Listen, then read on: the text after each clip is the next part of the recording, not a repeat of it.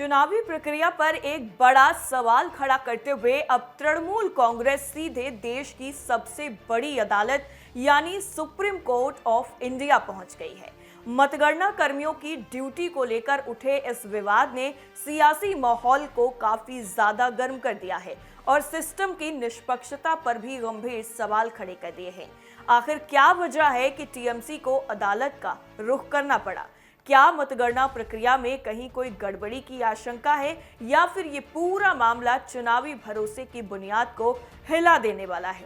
चलिए एक एक करके सब कुछ बताते हैं। दरअसल पश्चिम बंगाल में 4 मई को होने वाली मतगणना यानी नतीजों के दिन का काउंटडाउन शुरू हो चुका है। घड़ी की सुइयां जैसे जैसे नतीजों के करीब पहुंच रही हैं, राज्य की सियासत एक नया मोड़ ले रही है। ममता बनर्जी की पार्टी टीएमसी अब सीधे सुप्रीम कोर्ट पहुंच गई है।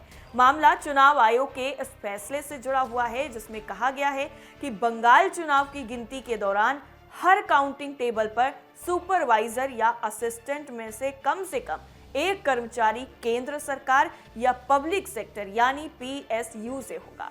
टीएमसी को ये नियम बिल्कुल ठीक नहीं लग रहा है, इसलिए पार्टी ने सुप्रीम कोर्ट में इसको चुनौती दे दी है। इस पूरे मामले पर मुख्य न्यायाधीश के निर्देश के बाद याचिका को जल्द सुनवाई के लिए सूचीबद्ध भी किया गया है और इस पूरे मामले पर आज ही जस्टिस पीएस नरसिम्हा और जस्टिस जॉय माल्या बागची की बेंच सुनवाई कर सकती है। मामला मतगणना से जुड़ा होने की वजह से इसे प्राथमिकता के आधार पर सुना जा रहा है। सुप्रीम कोर्ट में दाखिल टीएमसी की उन याचिका के मुताबिक पार्टी ने चुनाव आयोग के फैसले पर बेहद ही गंभीर सवाल उठाए हैं। याचिका में टीएमसी ने क्या कहा, अब आपको बताते हैं कि याचिका जो दाखिल की गई है उसमें टीएमसी ने क्या आरोप लगाए हैं। पहला आरोप है कि चुनाव आयोग का फैसला मनमाना है, अधिकार क्षेत्र से बाहर और भेदभावपूर्ण है। इसके साथ ही दूसरा आरोप है कि केंद्रीय कर्मचारियों की नियुक्ति से निष्पक्षता पर असर पड़ने की आशंका है। तीसरा आरोप यह है कि ये नियम केवल पश्चिम बंगाल में लागू किया गया, दूसरे राज्यों में नहीं। अगला आरोप है कि अतिरिक्त मुख्य चुनाव अधिकारी के पास ऐसा फैसला लेने का अधिकार नहीं है। अगला आरोप है कि इस निर्देश से काउंटिंग टेबल पर केंद्रीय कर्मचारियों की संख्या असंतुलित रूप से बढ़ने की आशंका है। इसके साथ ही पार्टी का यह भी कहना है कि ये चिंता किसी व्यक्ति विशेष पर नहीं बल्कि व्यवस्था में संभावित पक्षपात को लेकर है।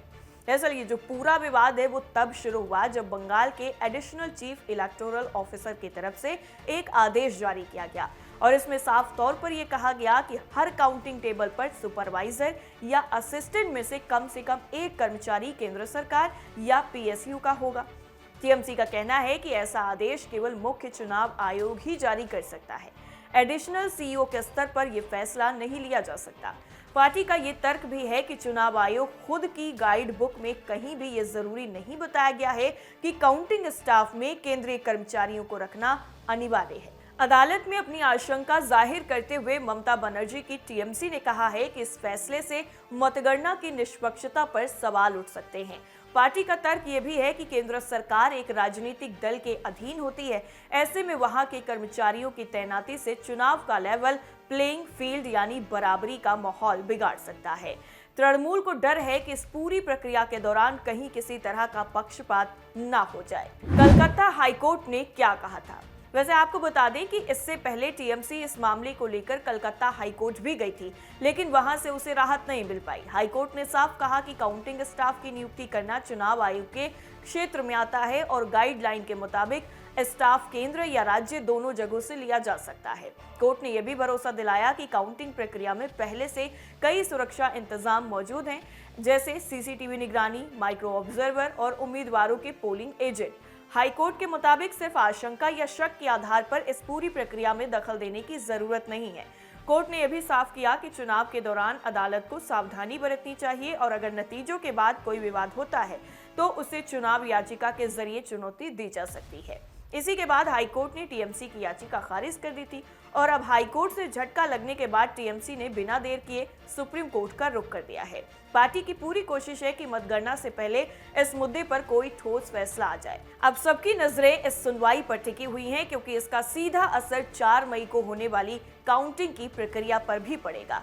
इसके साथ ही साथ पश्चिम बंगाल में लॉकडाउन जैसे हालात बन गए हैं, इस तरीके का जो दावा है वो भी किया जा रहा है। दरअसल पश्चिम बंगाल में वोटिंग के बाद अब ईवीएम से छेड़छाड़ के आरोपों को लेकर जो बवाल शुरू हुआ है, उसके बाद काफी ज्यादा सिक्योरिटी हाई कर दी गई है। दरअसल सभी 7 ईवीएम स्ट्रॉन्ग रूम के 200 मीटर के दायरे में लॉकडाउन जैसी पाबंदियां लगा दी गई हैं।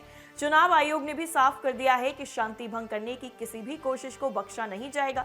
कोलकाता के पुलिस कमिश्नर अजय नंद ने भारतीय नागरिक सुरक्षा संहिता यानी बीएनएस की धारा 163 के तहत निषेधाज्ञा यानी नो पब्लिक एक्टिविटी जोन लागू कर दिया है। अब देखना यह होगा कि एक तरफ सुप्रीम कोर्ट में फैसला क्या होता है और दूसरी तरफ काउंटिंग में इसका कितना असर पड़ेगा। अभी के लिए फिलहाल इतना ही। बाकी तमाम खबरों के लिए आप देखते रहिए TV7 भारत। नमस्कार।